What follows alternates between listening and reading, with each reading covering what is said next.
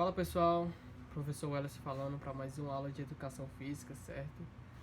Na aula de hoje falaremos sobre a avaliação diagnóstica que foi passada na primeira semana, certo? De retorno, né? Das aulas agora.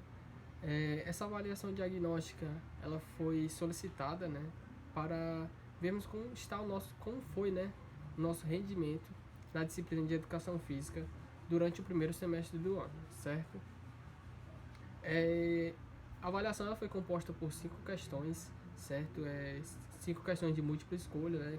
Com os conteúdos trabalhados já no primeiro semestre do ano, né? Eu dei ênfase aos conteúdos que têm uma maior relevância, né? Dentro do nosso planejamento, dos conteúdos de educação física, certo? E hoje eu vou dar o feedback, né, das questões, eu vou ler de uma por uma para sabermos qual o item correto, certo? Muitas pessoas tiveram um resultado satisfatório, né, na avaliação, muitos alunos tiraram a nota máxima 10, porém alguns alunos tiveram nota baixa, certo? E para dar esse feedback, né, acredito eu que os alunos que tiveram nota baixa, né, que obtiveram nota baixa, não foi por falta de domínio do conteúdo, mas sim muitas vezes por uma simples falta de atenção ou de concentração mesmo na resolução das questões, certo? A primeira questão, né, da avaliação diagnóstica de vocês do terceiro ano, ela falava sobre os princípios da atividade física, né, que foi o primeiro conteúdo que eu ministrei com as turmas do terceiro ano, lá no início do bimestre, né.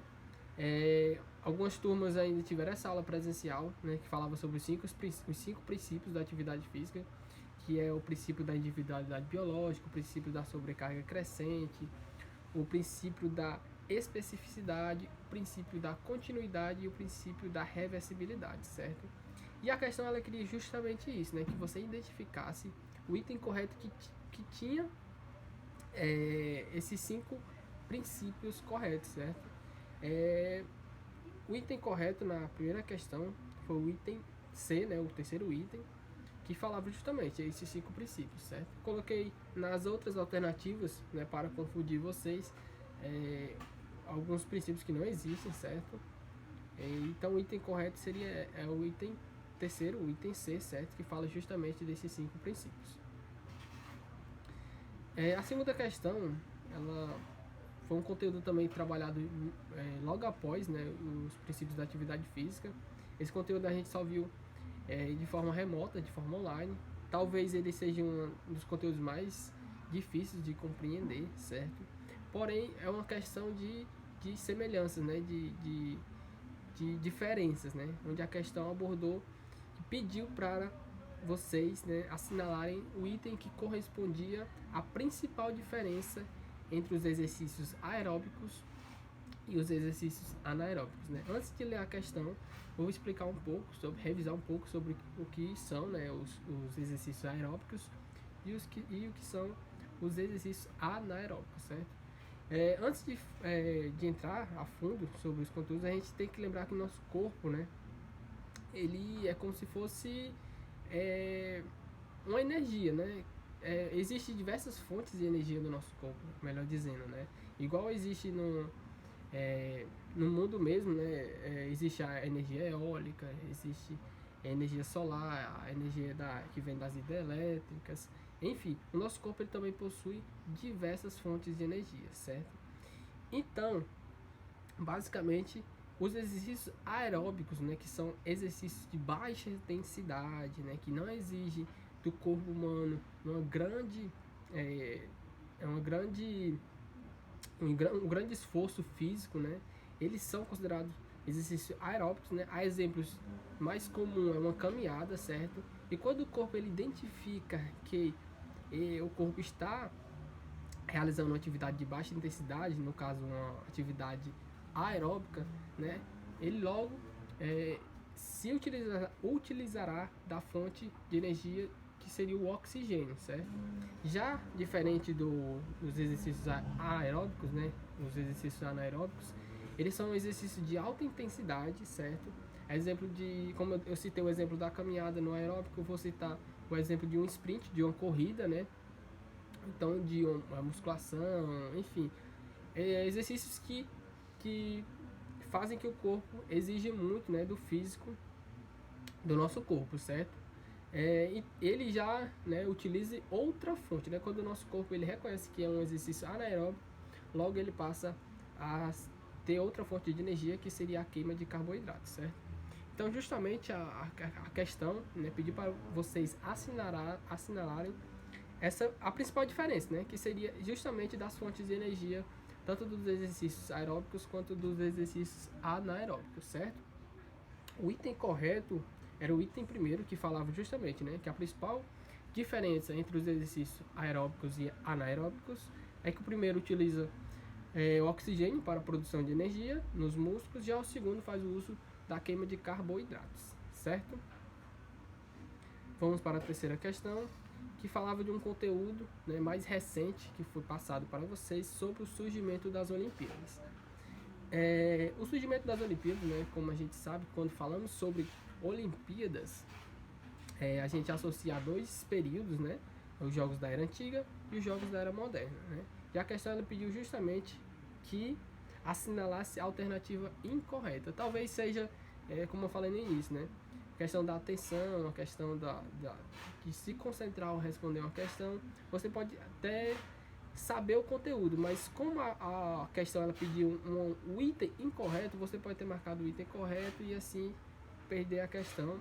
E a gente tem que se acostumar com esse tipo de questão, que é bastante frequente, né, em vestibulares, né, quem estuda para concurso. O próprio Enem utiliza muito dessa metodologia de questão, certo? Então, eu pedi para vocês, né, formulei essa questão pedindo que vocês assinalassem o item incorreto, certo?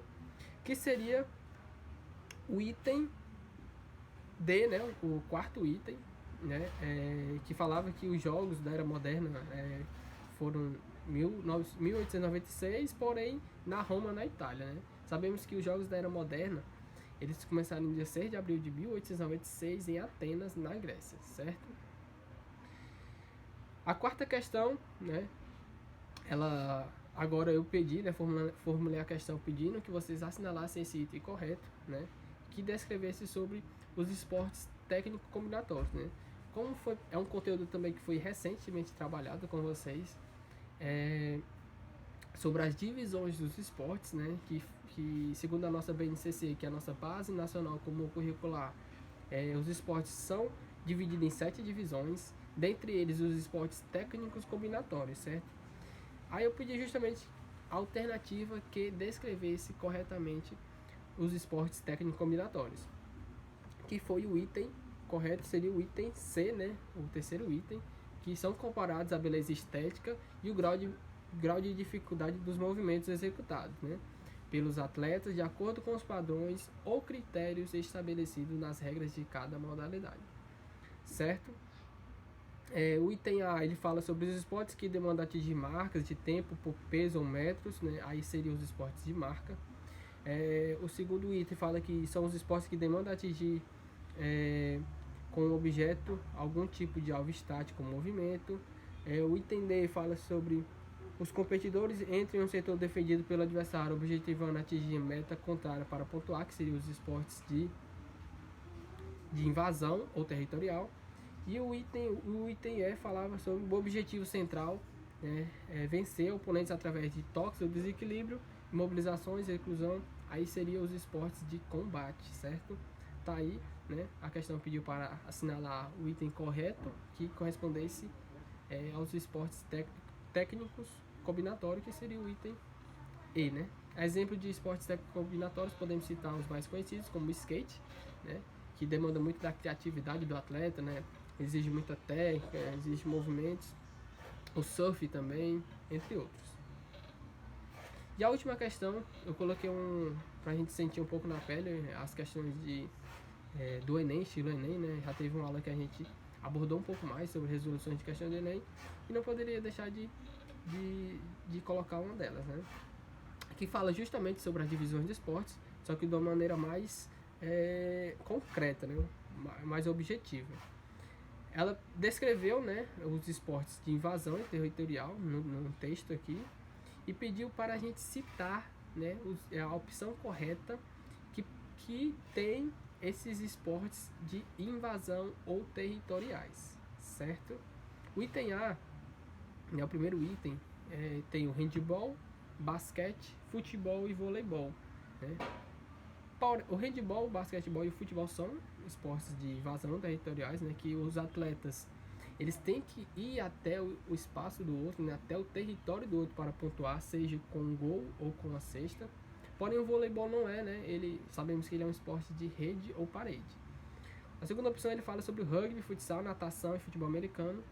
A natação não se enquadra nos esportes de invasão territorial. A terceira opção fala de tênis de mesa, então daí a gente já descarta, porque o tênis de mesa ele é um esporte de rede e parede, vôlei de praia também. E na quarta opção tem o basquetebol, handball, futebol e futsal, que é o item correto, né, da questão. Todos esses quatro esportes são esportes de invasão territorial, né?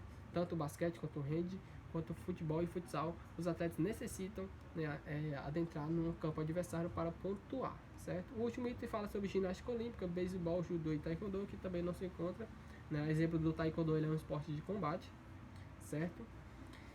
E finalizando, né, foram as 5 questões. A aula dessa semana foi basicamente isso, né, para dar o feedback de vocês dessa avaliação diagnóstica.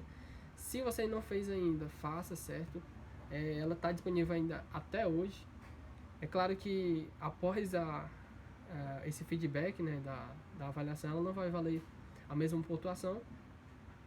Porém, né, ela é de suma importância para vermos como foi o nosso rendimento no primeiro semestre do ano, certo? No mais, um grande abraço, valeu, até mais.